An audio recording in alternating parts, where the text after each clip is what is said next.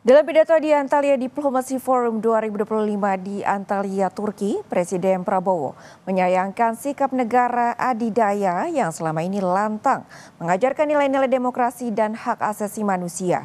Justru bungkam ketika terjadi pelanggaran HAM yang nyata dan terang-terangan di Palestina. Situation in Gaza actually is teaching the world that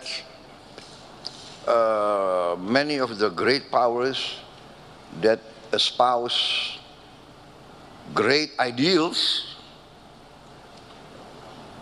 now in the eyes of many in the global south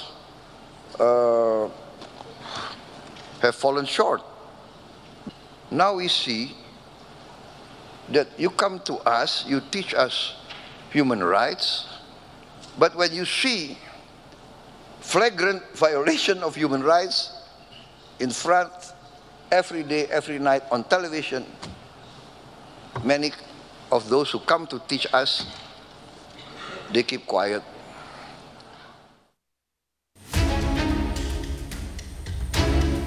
Rencana Presiden Prabowo mengevakuasi 1.000 warga Gaza ke Indonesia diakui Presiden belum final. Prabowo mengaku baru akan berkonsultasi dengan pemerintah Palestina.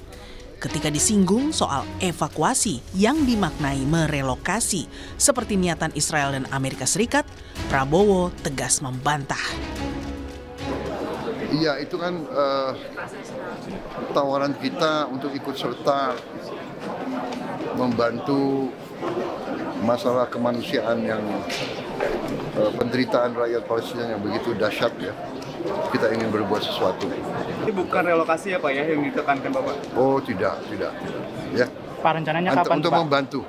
Ya ini saya sedang konsultasi, nanti saya akan ketemu dengan pimpinan-pimpinan dari Palestina juga, gimana cara nanti pelaksananya. Ya. Pilihan Prabowo membantu warga Gaza yang terluka dengan cara mengevakuasi ke Indonesia oleh pengamat dinilai tak sejalan dengan tujuan menciptakan perdamaian dunia dengan pendekatan sisi kemanusiaan.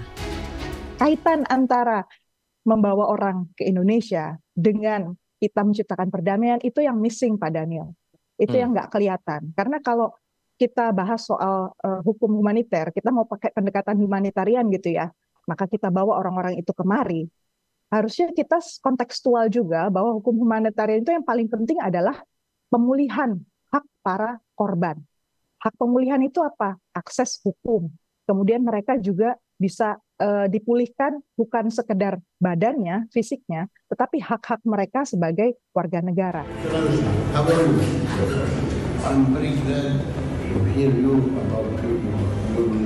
Sebelumnya, kala masih menjabat Menteri Pertahanan, Prabowo sempat bertemu Presiden Palestina Mahmud Abbas di sela-sela KTT di Amman, Yordania pada 11 Juni 2024. Kala itu, Mahmud Abbas menyampaikan rasa terima kasihnya atas dukungan Indonesia terhadap Palestina yang telah digaungkan melalui Prabowo.